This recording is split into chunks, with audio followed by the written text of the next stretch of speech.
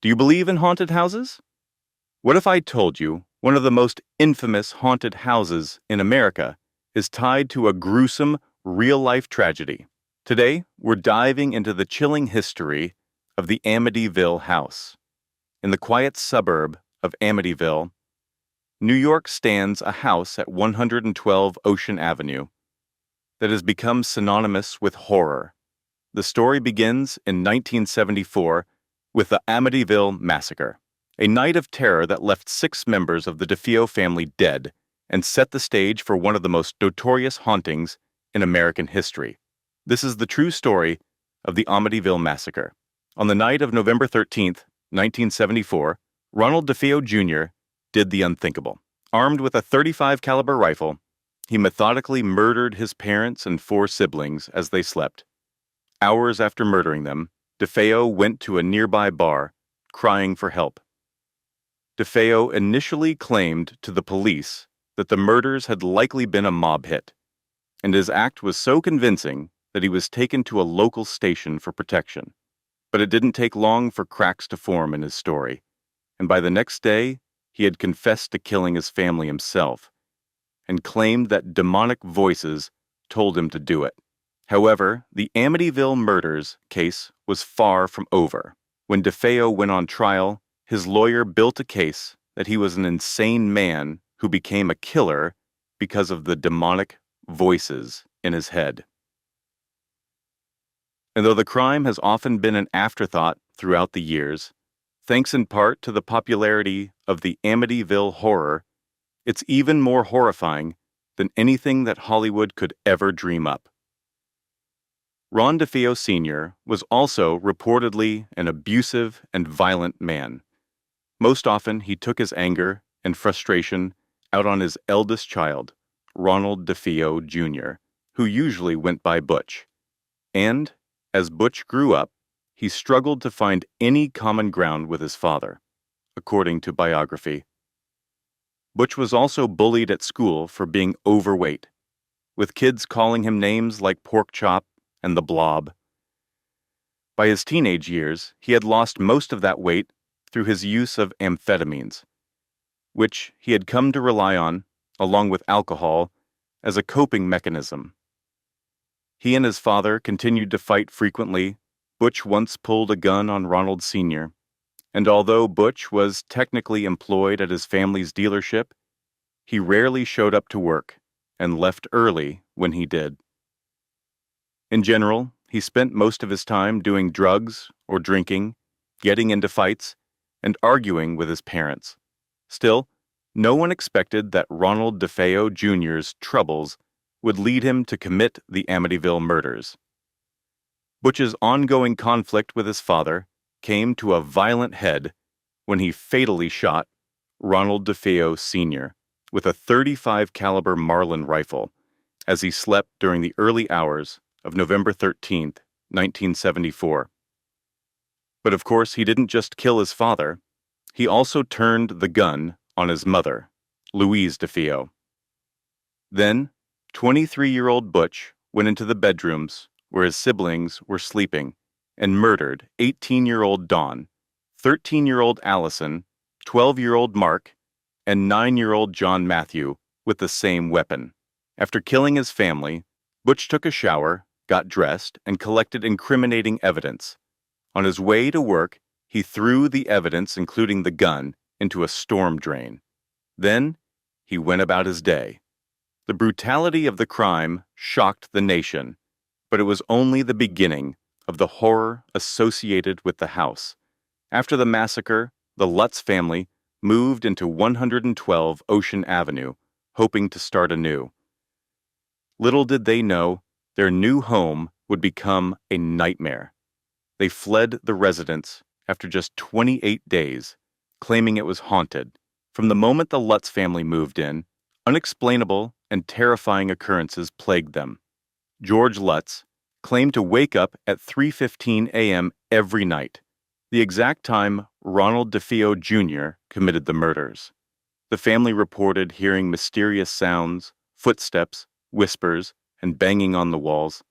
Shadowy figures lurked in the corners, and a swarm of flies seemed to gather in one particular room, despite the winter chill outside. The tension and fear grew with each passing day. Despite their attempts to bless the house and seek help from the clergy, the paranormal activity only intensified. When a priest came to bless the house, he allegedly heard a voice scream, "Get out!"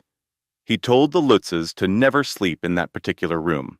The Lutzes endured terrifying visions, including demonic faces appearing in the windows and furniture moving on its own. They became prisoners in their own home, trapped by an unseen force that seemed determined to break their spirits. The psychological toll on the family was immense, with each member suffering from nightmares and a constant sense of unease. Their once happy and cohesive unit began to fracture under the relentless pressure of the haunting.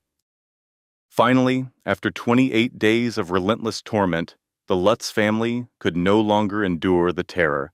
They fled the house in the middle of the night, leaving behind all their belongings and swearing never to return. Their departure was so sudden and frantic that it was as if they were escaping from a war zone.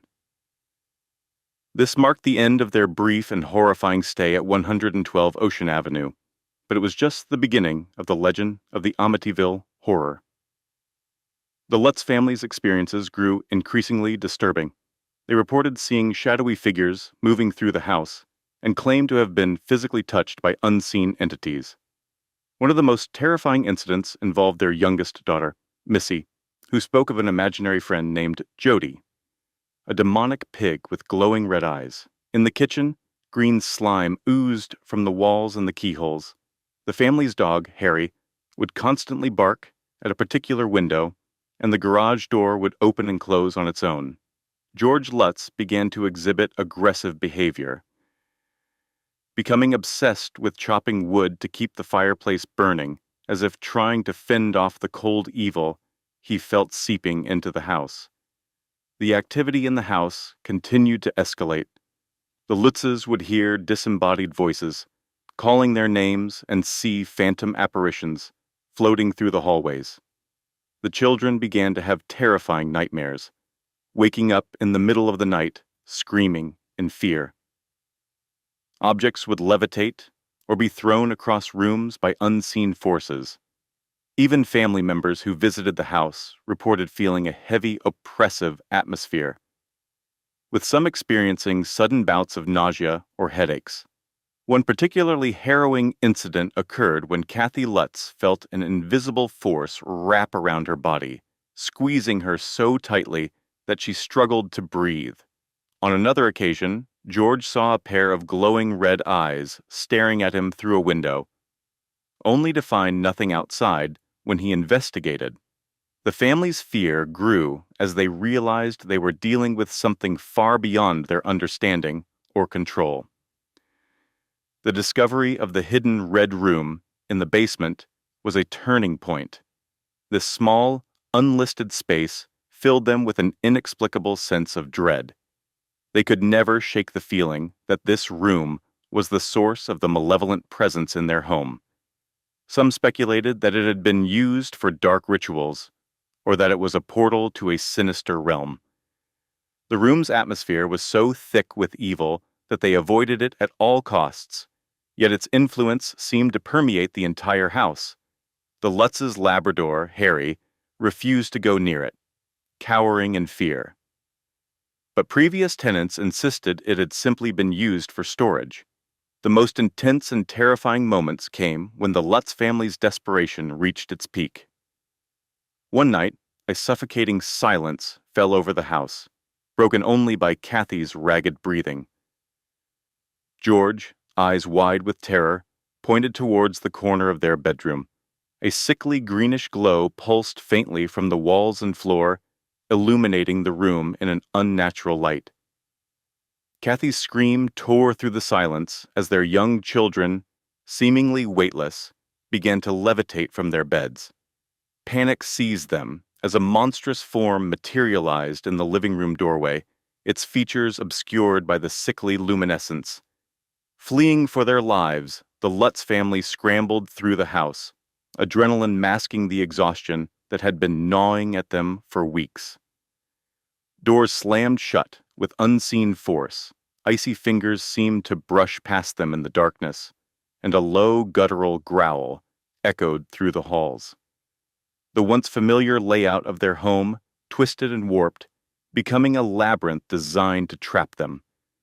The house itself seemed to fight back, a malevolent entity determined to keep them captive. Finally bursting through the front door, they stumbled out into the cool night air, gasping for breath.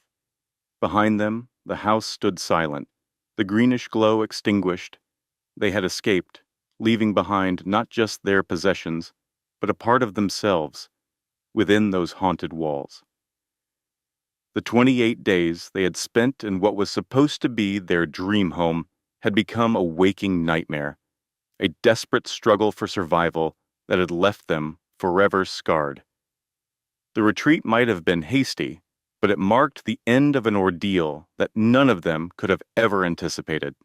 The house on the hill may have seemed idyllic at first, but the darkness it held had revealed a terrifying truth. Sometimes, dreams can turn into your worst fear. The Amityville house has since become a legend, inspiring books, movies, and endless speculation. The story of the DeFeo murders and the subsequent haunting has captivated and horrified people for decades. While some dismiss the hauntings as a hoax, others believe the house is genuinely cursed. Regardless of what you believe, the legacy of the Amityville massacre continues to haunt the public imagination. The house at 112 Ocean Avenue stands as a chilling reminder of the events that took place within its walls.